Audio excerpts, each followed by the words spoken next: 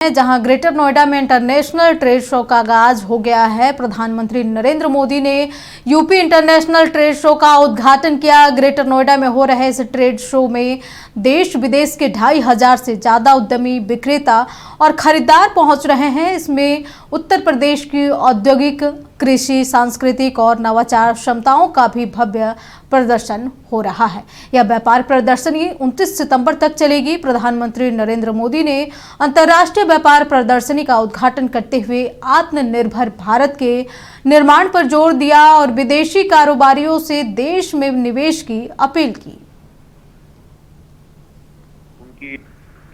मुझे खुशी है कि यहाँ 2200 से अधिक एग्जीबिटर्स अपने प्रोडक्ट्स और सर्विसेज का प्रदर्शन कर रहे हैं।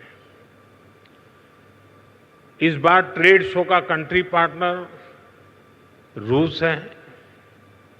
यानी इस ट्रेड शो में हम एक टाइम टेस्टेड पार्टनरशिप को और भी मजबूत कर रहे हैं। साथियों, आज हम सभी के मार्गदर्शक पंडित दीनदयाल उपाध्याय जी की जयंती है। दीनदयाल जी ने हमें अंत्योदय की राह दिखाई थी। अंत्योदय यानी जो सबसे आखिर में है उसका उदय।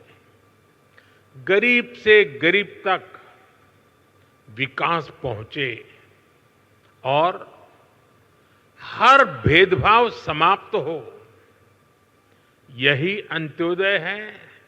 और अंत्योदय में ही सामाजिक न्याय की मजबूती रही हुई है। भारत ने ऐसे ओपन प्लेटफॉर्म बनाए जो सबको साथ लेकर चलते हैं। यूपीआई, आधार, डिजी लॉकर, ओएनडीसी, ये हर किसी को मौका दे रहे हैं।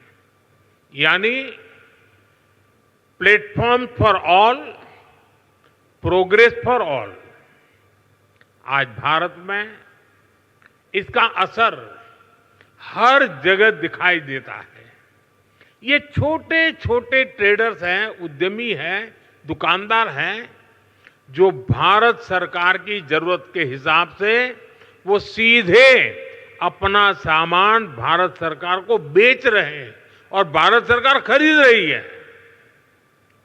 आप हैरान रह जाएंगे कि अब तक जेम के माध्यम से भारत सरकार ने 15 लाख करोड़ रुपए का सामान या सर्विस खरीद चुके हैं। इस पोर्टल पर करीब करीब 7 लाख करोड़ रुपए का सामान हमारे एमएसएमई, लघु उद्योगों से खरीदा गया है। पहले की सरकारों में ये सोचना भी असंभव था, लेकिन आज देश के दूर सुदूर कोने में जो छोटा सा दुकानदार है, वो भी जेम पोर्टल पर अपना सामान बेच रहा है। और यही तो सच्चे अर्थ में अंत्योदय है। आज भारत आने वाले दशकों की नींव मजबूत कर रहा है और इसमें भी हमारा संकल्प है, हमारा मंत्र है आत्मनिर्भर भारत। दूसरों पर निर्भर होने से ज्यादा व्यवस्था कोई और हो ही नहीं सकती। बदलती हुई दुनिया में जो देश जितना ज्यादा दूसरों पर निर्भर रहेगा, उसकी ग्रोथ उतनी ही कॉम्प्रोमाइज रहने वाली है।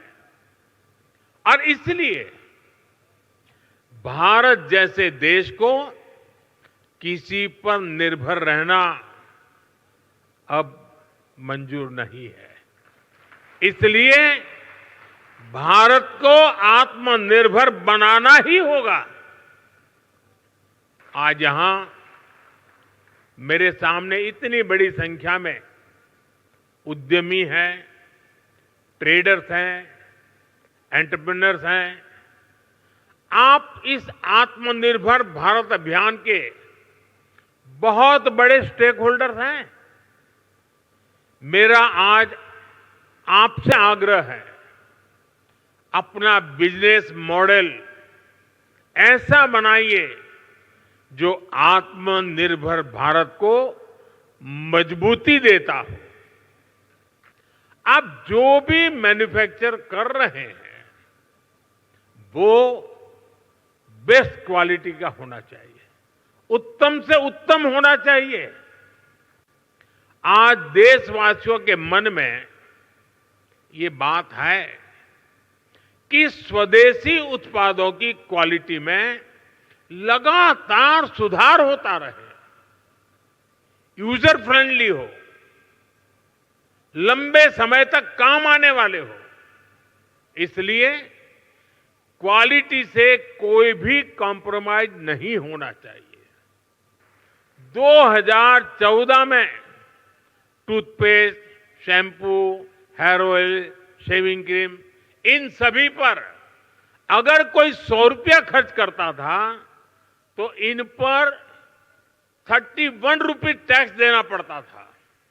100 रुपये पर 31, यानी 100 रुपये का बिल 131 रुपये का बनता था।